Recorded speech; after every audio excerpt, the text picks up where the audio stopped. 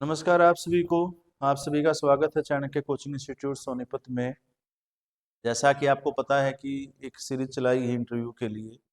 हरियाणा लोक सेवा आयोग जो इंटरव्यू ले रहा है विभिन्न आपका पोस्ट ग्रेजुएट टीचर के, उसी कड़ी में आपको पता है कि हिस्ट्री का मुख्य परीक्षा हो चुकी है हिस्ट्री की। और अभी उसकी इंटरव्यू की तैयारी कैसे करें, और ये भी एक बताऊंगा आपको कि कौन बच्चे जो है आपका मुख्य परीक्षा पास करके इंटरव्यू तक आ सकते हैं। तो उसके लिए स्टार्ट करते हैं आज।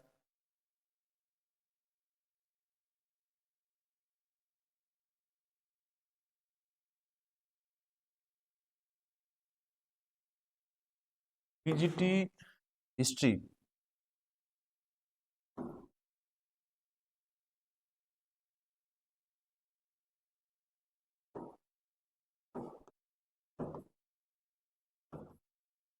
पीजीटी हिस्ट्री और इसके साक्षात्कार की तैयारी कैसे करें वो हम बातचीत कर रहे हैं। अभी 15 क्वेश्चन हमें अटेम्प्ट करने थे, 15 क्वेश्चन। और कितने क्वेश्चन हम अटेम्प्ट करें कि हमारा पेपर पास हो जाए। तो पहला तो जवाब यही होता है कि आप सारे अटेम्प्ट कीजिए, आप ज़्यादा सेफ हो जाते हैं। आप ज़्यादा सेफ हैं। अगर एक क्वेश्चन में 5-5 नंबर भी मिलेगा तो भी 75 मार्क्स आपको मिल जाते हैं। तो ज़्यादा सेफ्टी यही है।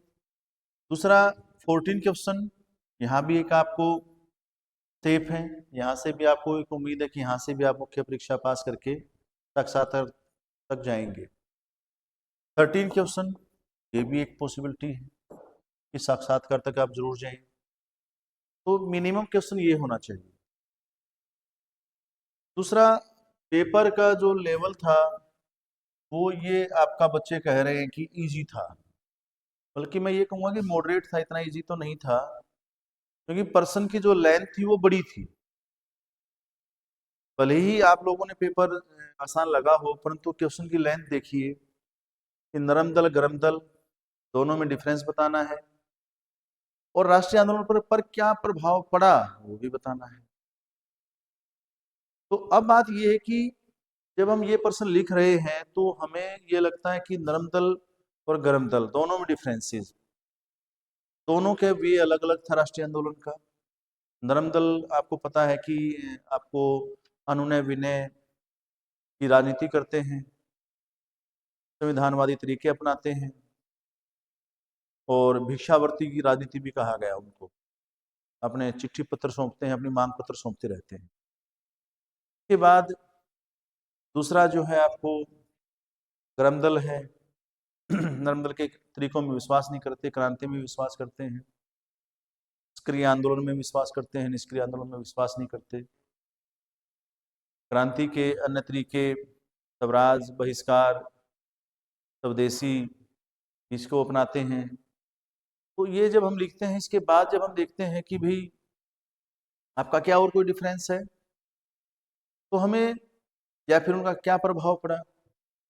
जब हम प्रभाव की बातचीत करते हैं तो हमें लगता है कि ज्यादा प्रभाव जो है आपका गरम दल वालों ने डाला, लोगों में एक उत्तेजना पैदा कर दी, आंदोलन को पूरे भारत में ले गए। परंतु जब हम उसका दीर्घावधिक प्रभाव देखेंगे तो वो नरम दल का ज्यादा है। नरम दल ने ही तो ये बताया कि ब्रिटिशर्स, अंग्रेज भारत में क्या करने आए। उन्होंने ही तो अंग्रेजों के वास्तविक चरित्र को सामने लाया। किसी के खिलाफ हम कब लड़ते हैं? जब हमें पता हो कि सामने वाला हमारे लिए सही नहीं है, हमारे देश को लूट रहा है। और जब हमें ये पता चल जाए, जब हमें ये माइंड में रखा जाए, हमारे बात माइंड में सेट कर दी जाए कि भाई देखो अंग्रेज हैं, वो हमारा भला करने आए हैं, हमें अच्छा शासन देने आए, हमारा कल्याण करने आए, क्यों लड़ेंगे। तो ये जो आपका अंग्रेजों का चोला था, अच्छाई का चोला, उसको उतार फेंका नरम दल वालों ने। एक वैचारिक क्रांति तैयार की नरम दल वालों ने। और वो चोला क्या था? उस चोले को ओढ़ करके वो कर क्या रहे थे? चोला था अच्छाई का, सुशासन का, जन कल्याण का। और उस चोले को उतार फेंक करके इनके वास्तविक रूप यानी कि भारत को लूटने आए हैं, ड्रेन ऑफ वेल्थ, ये सिद्धांत हमारे सामने रखा। इनका वास्तविक उद्देश्य हमें बताया। तो लोग अब ये जान गए कि ये हमें लूटने आए हैं, तभी तो इनका विरोध किया, नहीं तो इससे पहले क्यों विरोध नहीं। तो जब हम इन चीजों को देखते हैं और इनके वैचारिक आधार को देखते हैं, इनके काम को करने के तरीकों को देखते हैं कि काम धीरे धीरे करते थे, तो लोगों में उत्तेजना पैदा हुई। तो गोपाल कृष्ण गोखले जी कहते भी हैं कि नरमपंथियों का सबसे बड़ा योगदान ये है कि लोगों में उत्सुकता पैदा कर दी, गुस्सा पैदा कर दिया कि इनसे तो कुछ होगा नहीं, हम ही कुछ कर देंगे अब। तो वो चीजें थी वो जो हमें बतानी थी, तो हम ये बता पाए कि नहीं बता पाए, ये बहुत मैटर करता है। क्योंकि पर्सन में अगर आप ज्यादा जोर गर्मपंथियों पे दे देंगे तो नेचुरल सी बात है कि नरमपंथी भी तो पूछे गए हैं। तो पेपर आपने किस तरीके से अटेम्प्ट किया ये बहुत मैटर करता है, आपको भले ही पेपर आसान लगा हो। दूसरा, आपको पता है 1857 यहां से इसके कारण और इसकी प्रकृति आया था क्वेश्चन। अब हमें कारण सबको पता है कि सामाजिक है, आर्थिक है, सांस्कृतिक है, राजनीतिक है, सैन्य है, बहुत सारे कारण पता है। सामाजिक में आपको नस्लीय श्रेष्ठता है, बहुत सारे कारण आपको पता है। और ज्यादातर स्टूडेंट फिर इस पर फोकस भी कर देते हैं। वेटेज इसको भी बराबर देनी है कि किस इतिहासकार ने इसकी नेचर कैसे बताई है। वीडी सावरकर जी कहते हैं कि यह एक राष्ट्रीय विद्रोह था, एक क्रांति थी जिसमें सभी भारतीय शामिल थे। वहीं ब्रिटिश इतिहासकार कहते हैं कि नहीं नहीं, यह तो केवल ईसाइयों के विरुद्ध जो बर्बर लोग थे उनका विद्रोह था। कोई कहते हैं कि नहीं नहीं, यह केवल सैन्य विद्रोह था।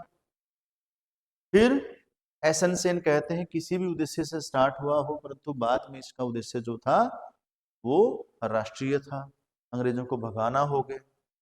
तो नेचर क्या थी उसके ऊपर भी हमें बराबर फोकस करना था, बराबर वेटेज देनी थी। अगर ऐसा कर पाए हैं तो फिर नेचुरल सी बात है कि आप औरों से आगे निकल गए। अशोक का धम, राजनीतिक जरूरत।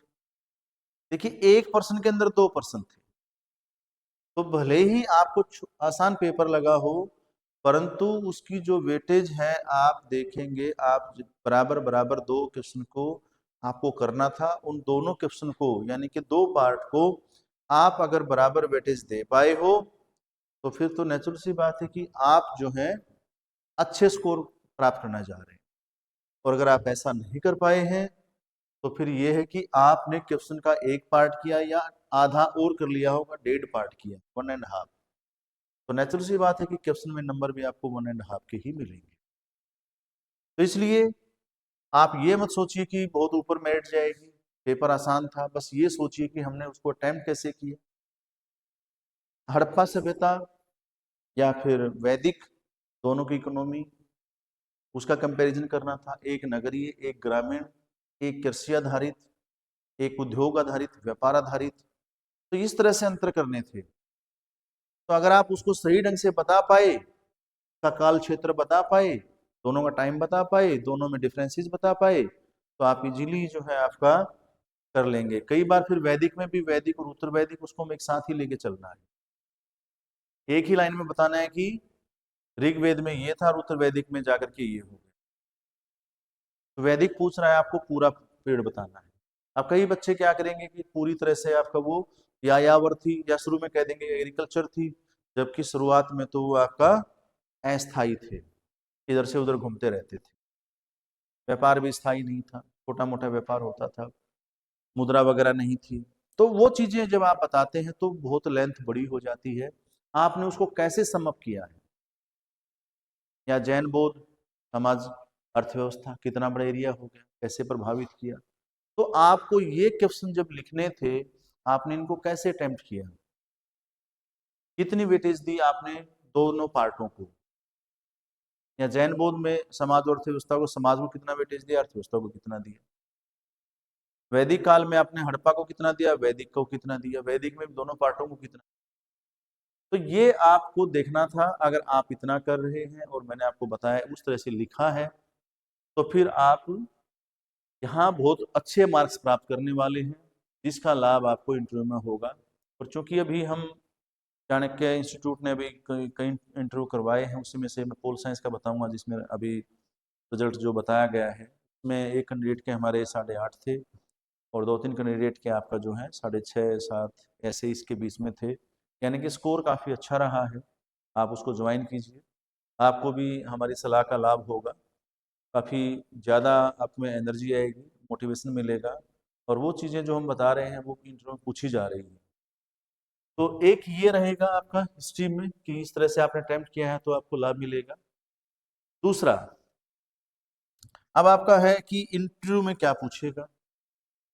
इंटरव्यू में अगर हम ये कहें कि आपसे वो प्राचीन काल से अगर हम स्टार्ट करें कि प्राचीन काल में कौन सा एरिया है एंशिएंट इंडिया में कि जहाँ से आपसे वो प्रश्न पूछे, क्योंकि वो बार बार पूछ रहा है, पिछली बार भी पूछा है, तो वैदिक पीरियड को जरूर तैयार करके जाएं।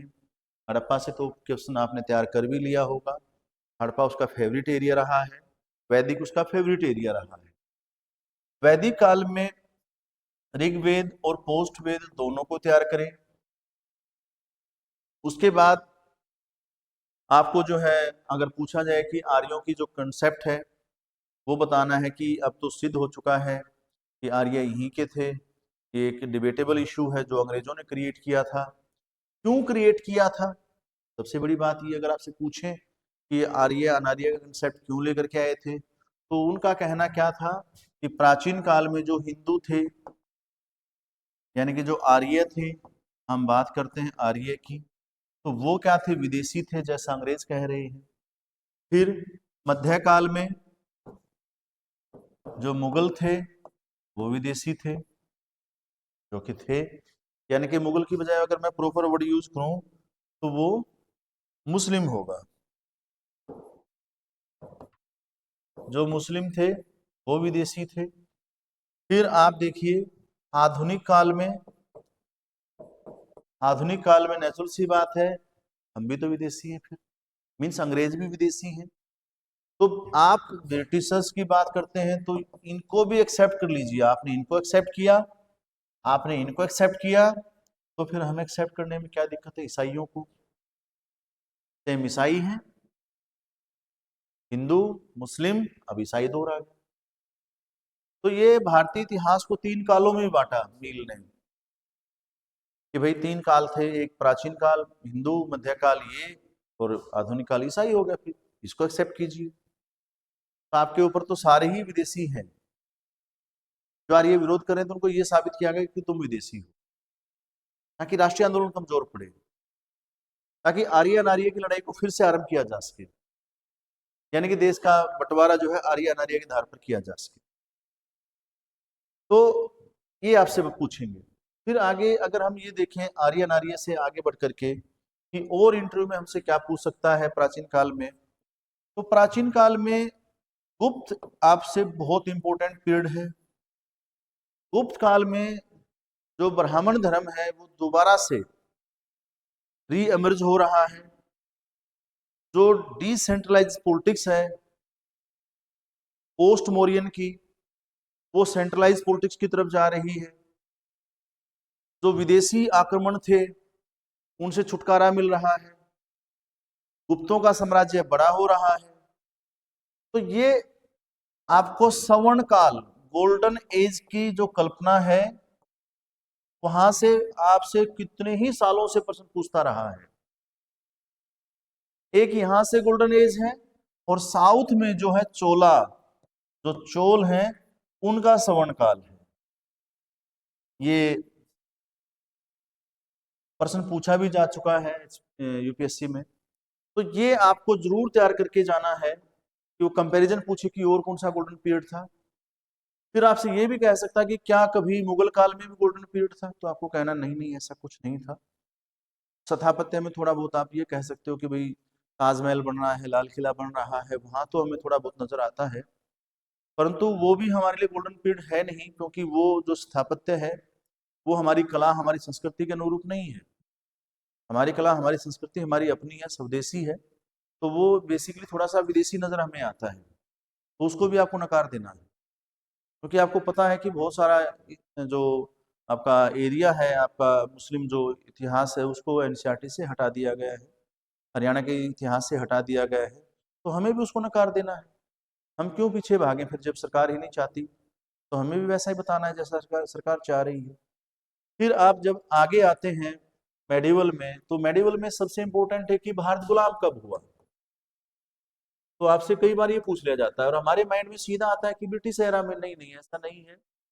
तो अगर ब्रिटिश एरा में ईसाई थे, वो विदेशी थे, तो फिर मुस्लिम भी भारत के लिए कौन से यहाँ के थे, वो भी विदेशी थे। तो अगर हम ये कहेंगे तो वो सल्तनत काल में चला जाता है। सल्तनत काल, वो अगर आपसे साल पूछें कि कितने साल रहा, तो आप सिंपल सी कह सकते हो कि भाई 1000 एडी से तो हमें नजर आता है। यहां से हम शुरू कर लें, लगभग मोटा मोटा सा 1000 एडी से लेकर के आप फिर जाइए 1947 तक। आप सल्तनत का पीरियड चलता है, सल्तनत के बाद आपका मुगल का चलता है, और मुगल के बाद जो है आपका फिर सीधे सीधे ब्रिटिशर्स आ जाते हैं। दिल्ली अधीन हो जाती है, 1805 तक आते आते पूरी तरह से, और 1857 तक आते आते पूरा भारत अधीन हो जाता है। प्लासी से जो स्टार्ट होता है, उसकी चरम परिणति हमें जो है 1857 तक नजर आ जाती है। तो फिर वो तो आप देखिए 1947 तक का काल कह सकते हो आप, 1947 एडी। तो ये जो पीरियड था, आप इसको कह सकते हो, ये दास्ता का पीरियड था भारत के लिए। तो यहाँ आपको उसकी दास्ता की स्टोरी बता देने की, ये इतनी लंबी थी, इतनी छोटी नहीं है जैसा किताबों में हमें पढ़ाया जाता है। फिर ये कहेंगे कि ये तो भारत के ही होके रह गए मुस्लिम। तो हाँ, ये बात ठीक है कि वो इन फ्यूचर भारत के होके रह गए, परंतु आए तो आक्रांता के तौर पर ही थे। वो आए तो आक्रांता के तौर पर थे, भारत को आए थे वो ये करने की, चलो लूट के लाते हैं, जैसा मोहम्मद गजनवी कर रहा था, उसकी देखा देखी तो लोग आए थे। परंतु यहाँ करके एक अलग परिस्थितियां जब उनको मिली तो वो यहीं के होके रह गए, वो एक अलग इशू है। तो हम उसको उसमें शामिल जरूर कर सकते हैं, और आपको बताना भी ऐसे ही। दूसरा, फिर आपसे जो मंदिरों के ध्वस्त करने की प्रक्रिया थी, जिसको हम कहेंगे कि धर्म परिवर्तन की प्रक्रिया थी, वो औरंगजेब को लेकर के जरूर पूछेंगे। तो आपको स्पष्ट तौर पर बता देना है कि अंग्रेज जो है औरंगजेब चाहता नहीं था कि भारत में जो ये संस्कृति है वो पनपे। मंदिरों को लगातार तोड़ा जा रहा था, लगातार निशाना बनाया जा रहा था। एक ऑर्डर भी निकाला था कि भाई नए मंदिर नहीं बनेंगे, खास करके नए मंदिर बनने पर रोक लगा दी गई थी। तो उस पर ध्यान देना है। टीपू सुल्तान किताबों में कुछ अलग है, तो आपको स्पष्ट तौर पर बताना है कि इंटरव्यू में नंबर कैसे ले। मैं अपनी विचारधारा नहीं बता रहा हूँ, मैं ये बता रहा हूँ कि नंबर कैसे मिलेंगे, आपको इस चीज का ध्यान रखना है। तो इसमें आपको बताना है कि एक आक्रांता था, उसको जस्टिफाई नहीं कर देना, आपको बहुत ज्यादा ग्लोरीफाई नहीं करना है। नंबर लेने का तरीका मैं आपको बता रहा हूँ। फिर हम मेडिवल से बाहर आते हैं तो आधुनिक पीरियड में आते हैं। आधुनिक पीरियड में 18th सेंचुरी को थोड़ा देख के जाइएगा। 18th सेंचुरी पे ब्रिटिशर्स जो हिस्टोरियन है या और हिस्टोरियन है, उसको बड़ा डिग्रेड करते हैं कि भारत में इस समय सामंतवाद था, भारत में जो जाति व्यवस्था थी बहुत चरम पर थी। तो वो चीजें थी आपका, तो उसको देख करके जरूर जाइएगा। अब बचता है आपका आधुनिक काल, तो नेक्स्ट सेशन में मैं आपको उसके बारे में चर्चा करूंगा कि आधुनिक काल में क्या बहुत इंपॉर्टेंट है। तो नेक्स्ट सेशन उसके लिए रहेगा, उसको देखेंगे। तब तक आप चाणक्य कोचिंग को सब्सक्राइब कीजिए, और सरकार की जो मुहिम है बिना पर्ची बिना खर्ची, उसमें हम एक छोटा सा सहयोग दे रहे हैं। उसमें विकास सर है मेरे साथ, तो काफ़ी जो पूछ रहे हैं लगभग वही आ रहा है। उस मुहिम से जुड़े रहिए और सरकार की बिना पर्ची बिना खर्ची को आगे बढ़ाइए। Thank you.